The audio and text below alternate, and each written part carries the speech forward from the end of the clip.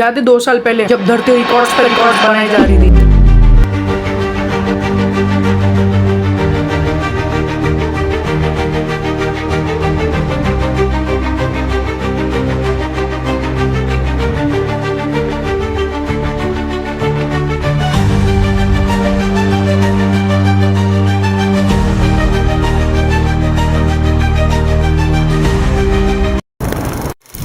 February, hottest February in 10 years. March, hottest March in 10 years. और शायद यही cycle 2026 में रिपीट होने वाली है। और किसी इंसान को सीरियसली जानना है हमारी पूरी धरती पर क्या प्रॉब्लम्स चल रही है। Watch this video till the end. So let's start the documentary. The fever on Earth, the story of a planet slowly burning, and where every single one of us is part of it. Video start करने से मैं पहले बता दूं कि 2024 was the hottest year in 125 lakh years of human civilization. यानी कि human civilisation start होने के बाद इतने ईयर्स लगे टेम्परेचर को इस लेवल पर जाने के लिए। Chapter 1, the world was changing but you did not notice. तो चल अपनी आंखें बंद करो और एक 4-5 साल पहले के सोचो, लोग दोपहर में सोया करते थे क्योंकि भाई टेम्परेचर इतना सूटेबल था और उन गर्मियों के बाद जो भी सीजन्स थे वो टाइम पर आते और टाइम पर जाते। लेकिन मैं तरह भी अपनी आंखें खोल दे